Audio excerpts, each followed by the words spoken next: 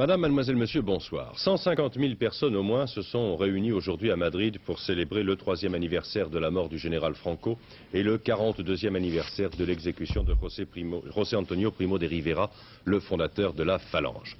Une manifestation du souvenir organisée par les principaux partis de l'extrême droite espagnole, une manifestation qui s'est déroulée à 3 semaines seulement du référendum qui donnera le 6 décembre prochain à l'Espagne une constitution démocratique. Une démonstration de force aussi, alors même que des rumeurs de coup d'État couraient encore dans la capitale espagnole, coup d'État militaire tué dans l'œuf par la réaction légaliste de l'armée espagnole.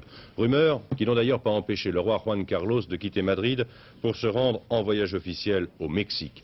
L'Espagne aujourd'hui n'a pas connu de violence, c'est un point de plus marqué par le gouvernement d'Adolfo Suárez. Jamais depuis la mort de Franco, l'extrême droite n'avait manifesté tant de vitalité. La foule venue ce matin pour participer à la commémoration du 3e anniversaire de la mort de Franco a bien prouvé que cette capacité de mobilisation est particulièrement forte. Mais on peut aussi se demander, à 3 semaines d'un référendum qui marquera la rupture définitive de l'Espagne avec les institutions du franquisme, si ce rassemblement impressionnant de ce matin n'est pas aussi le chant du cygne de l'extrême droite espagnole. D'ailleurs, la foule présente a bien plus assisté à une réunion électorale pour le non au référendum qu'à la commémoration de la mort de l'ancien dictateur. Mais les insignes fascistes, les slogans et les discours hostiles au gouvernement et au changement démocratique ne font plus peur à Madrid. Cette démonstration massive et bruyante, et celle des nostalgiques qui sentent que tout ce qui faisait leur force va disparaître, c'est en quelque sorte un dernier sursaut avant que la majorité des Espagnols ne confirme le mois prochain par leur vote au référendum l'option démocratique de la Nouvelle-Espagne. Car enfin, si l'on parle beaucoup aujourd'hui de ce rassemblement d'extrême droite à Madrid, on oublie de rappeler que dans tout le pays, des meetings organisés par les partis politiques ont eu lieu pour le oui au référendum. Bref, que les ultras, si spectaculaires que soit leur déploiement, n'ont plus les moyens d'imposer un retour en arrière en Espagne. Il y a un an, le monde entier regardait un avion sur une piste de l'aéroport de Lod. Dans cet avion, un homme, le président Anwar el-Sadat. Il venait ouvrir avec les autorités israéliennes un dialogue qui depuis s'est poursuivi. Aujourd'hui, les Palestiniens ont choisi, semble-t-il, cet anniversaire pour frapper au cœur même d'Israël. 3 bombes ont fait cet après-midi au moins 4 morts et une 50aine de blessés. Cet après-midi, c'est en 3 points très distants les uns des autres, à Jéricho sur le Jourdain, à Jérusalem au centre du pays et à Jaffa sur la côte méditerranéenne, que des bombes ont explosé ou ont été découvertes avant l'explosion, comme à Jérusalem. Cette série d'attentats qui a marqué cette journée du 19 novembre peut être la façon de célébrer un anniversaire que les Palestiniens jugent malheureux, mais pourrait aussi être le début d'une nouvelle vague d'attentats. Il y a près d'1 mois, un important réseau terroriste dont l'un des membres était un Israélien juif a été démantelé et de très importants dépôts d'explosifs ont été découverts. Mais les réseaux se reconstituent et l'approvisionnement n'est pas difficile. Une flambée de violence alors même que les discussions israélo-égyptiennes se poursuivent à Washington, avec des hauts, avec des bas certes, mais avec surtout l'espoir d'aboutir à la paix. Demain, le président Anwar el-Sadat sera l'invité de Cartes sur table. Un carte sur table tout à fait exceptionnel, réalisé au pied même des pyramides. Le président Sadat a reçu l'équipe d'Antenne 2 dans sa résidence privée. Et dans ce cadre historique, le président égyptien a bien sûr parlé du passé. Mais il a aussi préféré, en répondant aux questions de Jean-Pierre Elkabbach et Alain Duhamel, évoquer l'avenir et la paix qui, pour lui, doit désormais régner dans cette partie du monde. Carte sur table avec le président Anwar el-Sadat, demain lundi à 21h30 sur Antenne 2.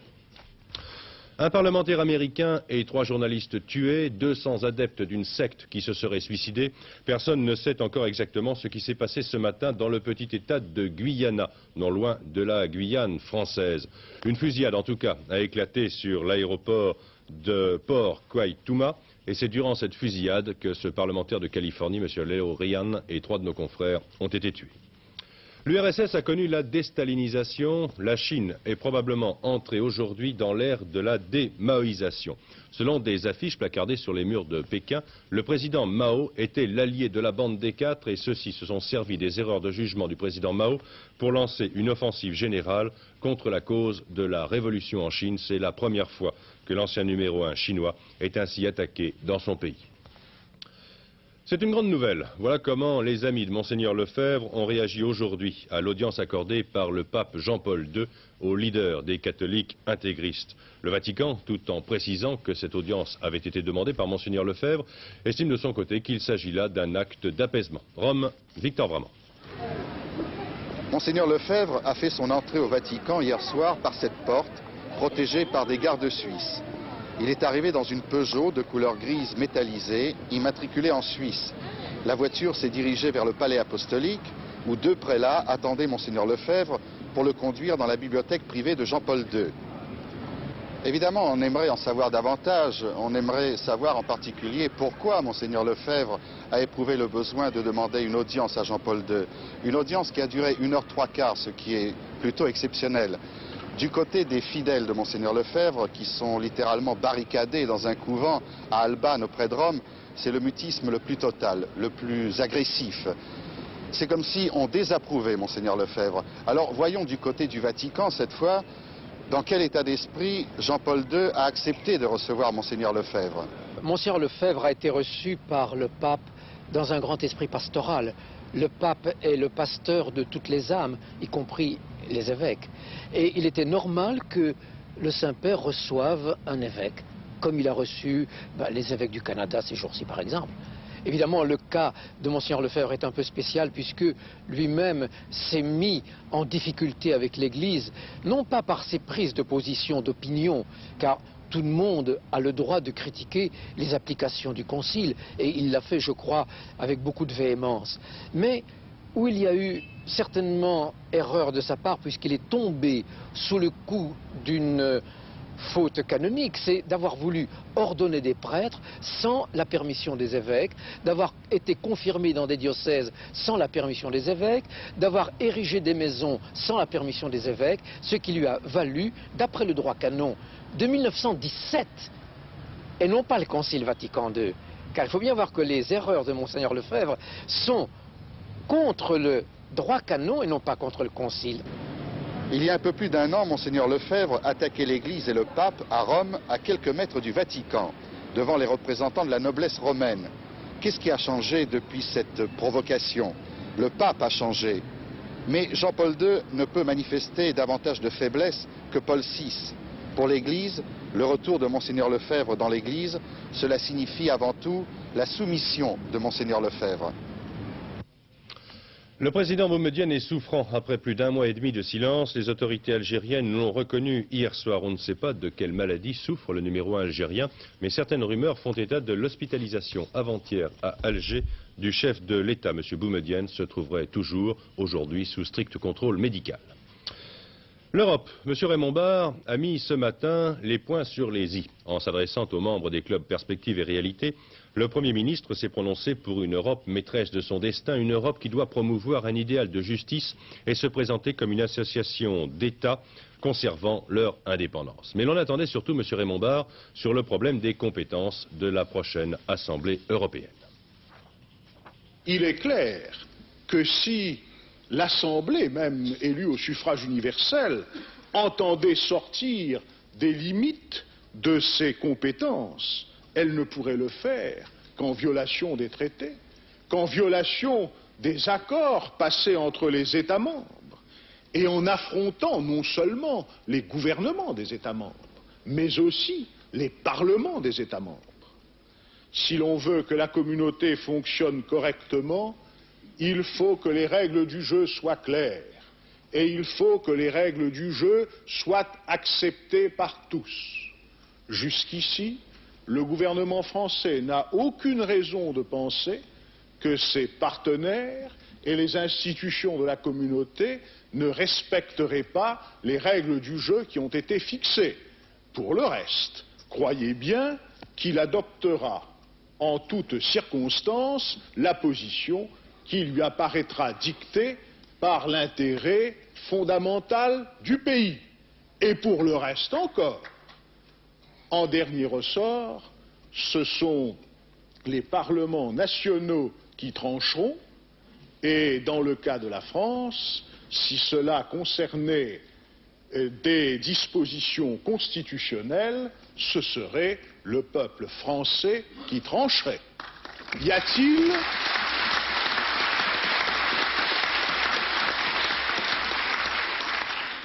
a-t-il manière plus démocratique de trancher les problèmes? Alors, en entendant cette petite phrase, certains des congressistes de Strasbourg se sont dit « ça y est, c'est le référendum dans les mois qui viennent ». Bon, ce n'est pas tout à fait cela, Daniel Brême. M. Raymond Barre, semble-t-il, a simplement voulu expliquer que tout était verrouillé par le texte même de la Constitution française. Oui, il a voulu rassurer, clarifier et apaiser un débat qui s'envenimait dangereusement depuis une bonne semaine. Alors, il a rappelé qu'un possible recours à un référendum était nécessaire si la Constitution, effectivement, devait être modifiée. Tout cela pour vous expliquer qu'il faudra du temps, de la concertation, si on voulait aller au-delà de ce qui est écrit dans les textes. Donc, c'est clair, la position officielle du gouvernement ne pouvait du reste pas être autre que celle-là. L'Assemblée qui sera élue en juin et pour la première fois au suffrage universel ne verra pas ses pouvoirs augmenter. Et cette position, le président de la République qui tient une conférence de presse mardi prochain, eh bien, il confortera très certainement cette position. Mais alors, est-ce que toutes ces déclarations vont suffire à ramener le calme? Écoutez, on peut évidemment jurer de rien, mais je crois qu'on peut tout de même dire que M. Fourcade, par exemple, et M. Le Canuet, qui était ce soir à Europe numéro 1 et qui y est encore, ont mis un peu d'eau dans leur vin. Et M. Le Canuet a lancé une sorte d'appel au RPR en disant qu'il n'était pas impossible de faire une liste très ouverte, même s'il a ajouté qu'il n'aimait pas tellement le mot d'Europe confédérale, ce qui posera un problème. En revanche, M. Chirac à Argentan a dit qu'il ne remettait pas en cause ce qui avait été décidé, mais qu'il trouvait cette élection inopportune, d'autant plus que les propos de M. Schmitt, le chancelier ouest-allemand, ne le rassuraient pas. Oui, M. Chirac en a profité d'ailleurs pour rappeler qu'une délégation du RPR serait reçue vendredi prochain par M. Raymond Barre. Mais est-ce que tout cela signifie donc qu'une Assemblée européenne n'aura jamais plus de pouvoir qu'actuellement? Eh bien écoutez, plus tard, évidemment, ce n'est pas impossible, mais il faudra compter au moins 5, 10, 15 ans ou plus, et dans les règles, vous l'avez vu, qui ne sont pas faciles. Alors, le Premier ministre, M. Barre, a rappelé du reste qu'en 1972, lorsque M. Pompidou était président de la République, en respectant tous les textes, les accords, les traités, les parlements, eh bien, on avait étendu les compétences de l'Assemblée qui, désormais, a le contrôle de son budget. Et que là, il n'y avait eu aucune tempête. En fait, c'est M. Barre qui va conduire lui-même la campagne pour les élections européennes? Eh bien, écoutez, je ne sais pas s'il la conduira au nom de la majorité, mais il la conduira, à mon avis, au nom du gouvernement. Et les il a commencé ce matin. Il a commencé ce matin, et les thèmes qu'il a développés sont l'acquis de la communauté depuis 20 ans et tout ce qui pourra être fait grâce à la solidarité européenne, c'est-à-dire pour les conditions du travail, pour l'énergie, pour la justice, pour la liberté. Évidemment, il a parlé près de 3/4 d'heure, je ne peux pas tout résumer, mais il a insisté sur un point et il a dit cela doit être fait dans le sens de la solidarité des neufs et pour renforcer leur indépendance vis-à-vis des géants actuels comme les États-Unis, l'URSS et la Chine. Merci Daniel. Encore un accident d'avion. Un transport militaire indien s'est écrasé au Cachemire. Il y avait 77 personnes à bord, 76 ont été tuées. Un civil qui se trouvait à proximité du lieu où s'est écrasé l'appareil a été lui aussi tué. Le métayage, je suis sûr que beaucoup d'entre vous ignorent totalement ce dont il s'agit. C'est une survivance, il est vrai, du droit agricole ancien. Disons dans l'ordre, le monde agricole se divise en 4 grandes catégories. Les propriétaires, qui exploitent eux-mêmes leurs terres, les fermiers, qui louent des terres et qui gardent les récoltes, les métayers, qui payent en nature avec ce qu'ils récoltent la location des terres qu'ils exploitent, et enfin les ouvriers agricoles. Dans le métayage, les propriétaires apportent donc le capital et les métayers apportent leur travail. Pourquoi en parler aujourd'hui? Tout simplement parce que le mois de novembre est traditionnellement le mois durant lequel sont renouvelés les baux des métayers, des paysans qui n'existent pratiquement plus que dans les régions pauvres de France et dans les régions aussi viticoles. Le fermier est libre. Il cultive sa terre comme bon lui semble. Seul impératif, payer son loyer, c'est-à-dire son fermage. Le métayer, lui, doit rendre des comptes. Une partie des frais d'exploitation étant payée par le propriétaire. La majorité des difficultés du métayage résident dans ce rapport difficile entre deux hommes. Conditions sociales, formation les séparent souvent radicalement. Le métayer ne peut rien faire sans l'accord du propriétaire. Il est obligé à chaque fois d'aller demander l'avis. Est-ce qu'on arrache cette parcelle? Est-ce qu'on plante cette parcelle? Ça peut des fois aller très bien. Les accords se font souvent gentiment, mais parfois il arrive que non. Et le métayer qui a fait un peu des études dans des écoles d'agriculture, il voudrait faire aussi de l'assolement, il voit qu'il faudrait mettre des produits, qu'il faudrait mettre tel plan, il voudrait mettre ses connaissances techniques, il voudrait tout de même les mettre en pratique, mais non, souvent il est gêné parce que monsieur ne veut pas. Et pourquoi il ne veut pas en principe? Ah ben ça, c'est-à-dire c'est lui qui est toujours le maître. Nous n'avons pas rencontré de propriétaires. En hiver, ils ne sont pas là, nous a-t-on dit. Quant aux régisseurs, ils ont refusé nos invitations. Autre source de conflit, le partage des charges. Les métayers affirment qu'il est souvent difficile de faire prendre leurs responsabilités financières aux propriétaires, pour le matériel, mais également pour le logement. On est là depuis 17 ans, on a une cuisine, 2 petites chambres et une autre pièce à côté de la cuisine où il faut passer pour aller aux 2 chambres. Et du point de vue sanitaire? On n'a pas de WC intérieur et avec les enfants, c'est là le gros problème, quoi. Mais le propriétaire ne veut rien faire? Le propriétaire ne veut rien faire, c'est pas le mot. Le propriétaire nous dit qu'il va faire quelque chose, mais enfin, ça traîne, et en attendant, on en est toujours là. Les femmes de métayers, comme la plupart des femmes d'agriculteurs, font une double journée de travail. Les champs, les tables, mais aussi la maison, les enfants. Comme celles qui vont à l'usine ou au bureau? Non, répondent-elles, car nous n'avons pas de salaire.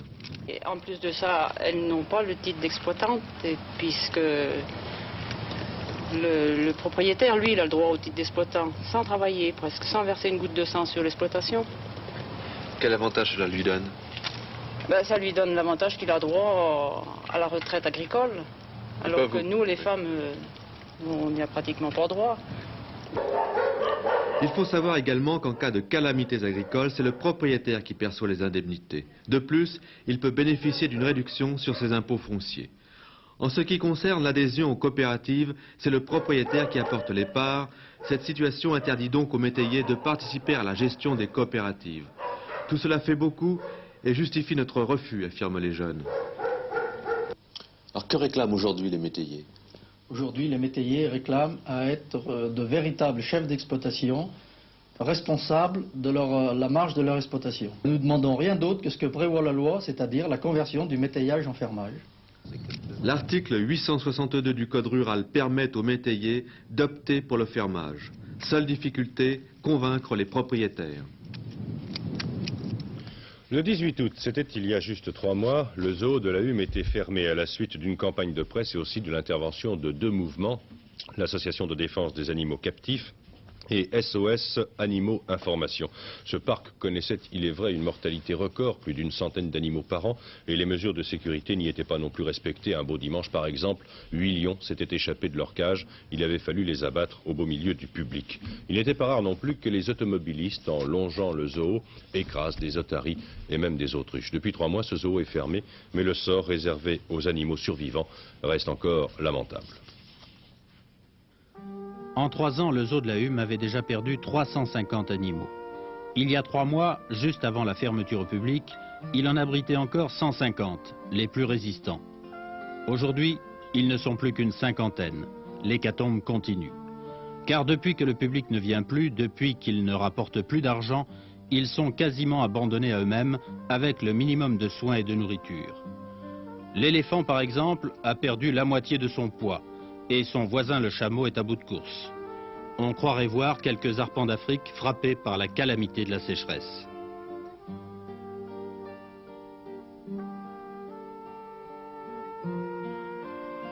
Cette situation est d'autant plus scandaleuse qu'au départ, les 2 associations avaient proposé de nourrir bénévolement les animaux. Mais les services vétérinaires du département s'y étaient refusés. Et pourtant, il existe encore un moyen de sauver ces malheureuses bêtes. Une loi toute récente sur la protection de la nature prévoit, en cas de fermeture d'établissement, la création d'un refuge pour recueillir les animaux retirés des parcs. Malheureusement, si la loi est votée, le refuge, lui, n'existe pas encore. C'est donc vers le ministère de l'Environnement que se tournent aujourd'hui les associations de défense pour tenter de sauver les derniers survivants du zoo de la Hume.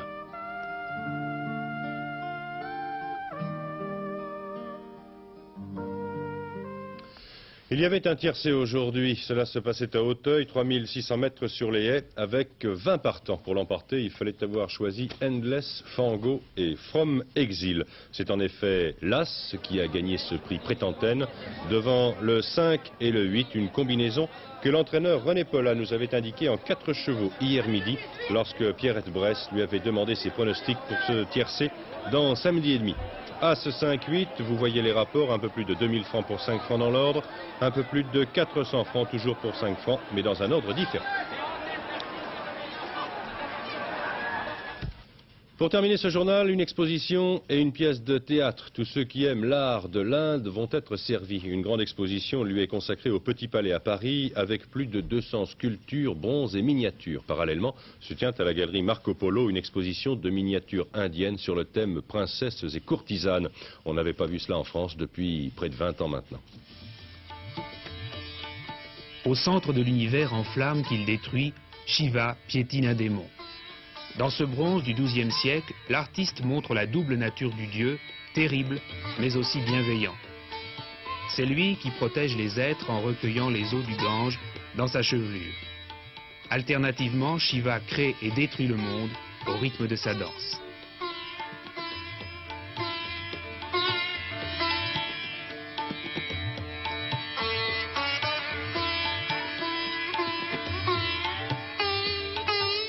Cette exposition, pour la première fois, on voit beaucoup des objets rares qui ne sont jamais sortis de l'Inde. Et aussi, pour la première fois, il y a des objets provenant de plusieurs collections privées, à part des collections des musées nationaux des Indes. Un crâne, il aime la compagnie des morts, un pendentif pour l'hermaphrodite, ce sont quelques-uns des attributs de Shiva. Notez que cette forme de Shiva nain est très rare. C'est en tout cas la première fois qu'elle sort de l'Inde, tout comme cette Lakshmi, déesse de la fortune.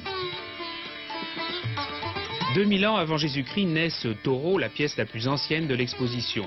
Autre source d'inspiration animalière, l'éléphant. Mais la principale source d'inspiration des artistes, c'est la divinité. Ici, Bouddha, un Bouddha en grès rouge du 5e siècle de notre ère, de style Gupta, le grand style classique indien. Visage idéalisé, sourire pensif, il a les yeux fermés de celui qui médite sur le monde intérieur. Pensif et compatissant, tel apparaît toujours Bouddha 7 siècles plus tard. Mais le style s'est assoupli et selon la façon dont on le regarde, à la sérénité traditionnelle s'ajoute un certain sourire.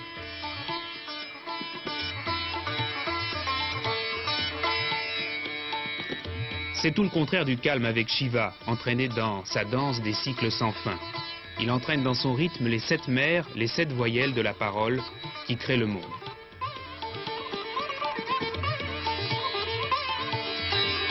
Malgré son ventre, Ganesh, l'un des fils de Shiva, entre à son tour dans la ronde.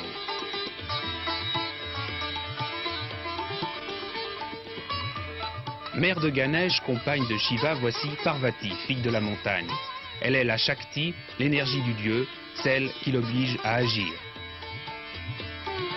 Poitrine lourde, triple flexion, profusion des bijoux, que ce soit une déesse ou une simple mortelle, l'artiste accentue les caractéristiques de la beauté féminine.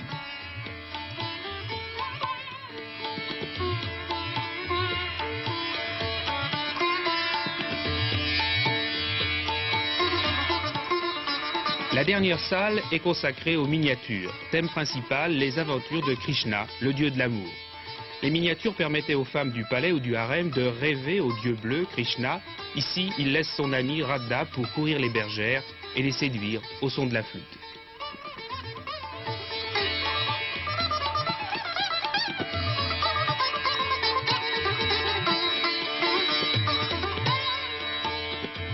Une très belle exposition au Petit Palais. Théâtre maintenant, après avoir tâté du tour de chant et du cinéma, les Charlots ont décidé de monter sur les planches. Ils ont trouvé une pièce qui compte 3 personnages égaux, la seule sans doute dans le répertoire. Elle s'appelle La cuisine des anges et elle est signée Albert Husson. 6 mois de tournée en province pour les Charlots avant d'affronter Paris. Auparavant, je vous rappelle que notre dernier journal vous sera présenté à 23h10 par Gérard Rolls. Bonne soirée donc en commençant par cette cuisine des anges. Pour la première fois de leur carrière, les Charlots ne saluent pas seuls. Avec la troupe des Tournai-Barret, ils débutent au théâtre dans La cuisine des anges, qui eut pour interprètes Humphrey Bogart et Peter Ustinov. 1h du matin, ils font une ville par jour. Le problème est de trouver des relais gastronomiques qui soient ouverts la nuit. 7h de quart. Hop, on arrive. Et Gérard me dit, surtout Jeannot, ne mange pas avant d'entrer en scène parce qu'après t'es lourd. Il faut pas rentrer en scène avec le ventre lourd. Alors je mange après. Après c'est toujours fermé. C'est rare qu'on trouve quelque chose. Alors on mange un petit peu après. Alors comme je sais qu'on mange un petit peu après, je mange un petit peu avant maintenant. Et je mange un petit peu le matin, je mange un petit peu l'après-midi, je mange un petit peu tout le temps. Je mange jamais. Sur la couverture. Bataille. Chaque jour, 3 heures de quart avec toute la troupe, et cela depuis 1 mois et demi. Encore 5 mois à faire, et puis la création à Paris. Mais est-ce que leur enthousiasme ne sera pas un peu émoussé au bout de 200 représentations? Oui, je crois, parce que d'abord c'est la première fois qu'on joue à ça. Mais enfin, il y a à Paris, hein. Il y a beaucoup de choses nouvelles qu'on apprend, qu'on apprécie, parce que c'est tout neuf. Et je crois qu'on ne sera pas lassé, même après 2 saisons entières de la cuisine. Eh, ma parole, elle s'est évanouie. Ben évidemment, elle fait pas la sieste.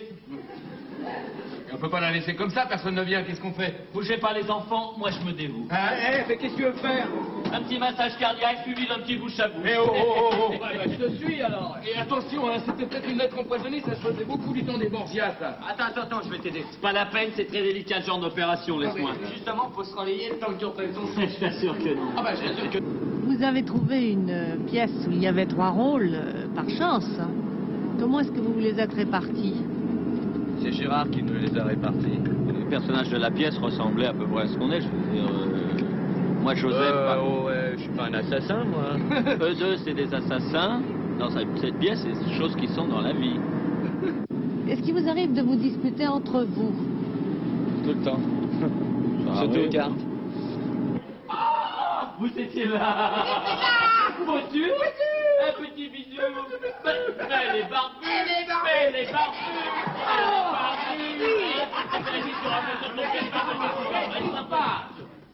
Il y a le public habituel du théâtre qui vient parce que c'est celui qui est habituel, justement. On draine un petit peu de la clientèle Charlot qu'on a eue grâce au cinéma ou grâce à la chanson. Et je crois que ça fait, tout ça mis dessus, ça fait un espèce de public un peu étrange, nouveau au théâtre, mais qui est très bon pour nous, parce que là, les gens qui sont des habitués du théâtre... Il m'épate.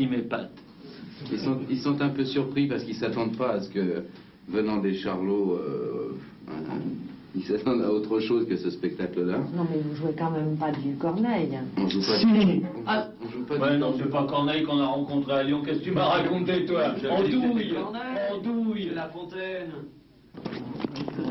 Avantage des tournées, on apprend la géographie et le folklore.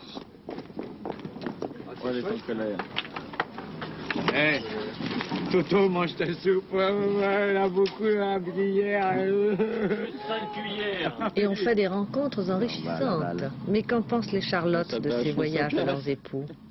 Mais vous nous appelez. Mais pourquoi vous nous accompagneriez pas jusqu'à Laval, vous faites? Elles viennent de temps en temps, dans la mesure du possible. Elles aiment? Elles aiment pas mal. Hein? Bon, la pièce, commence à la connaître par cœur, vous pouvez nous remplacer même à la limite. 3 ans seulement venus ce soir, apporter de bien belles choses. Le professeur entendra le vieux machin pour le rôde. Et le 3e avait en main une robe toute jolie, de perles d'or et de jasmin.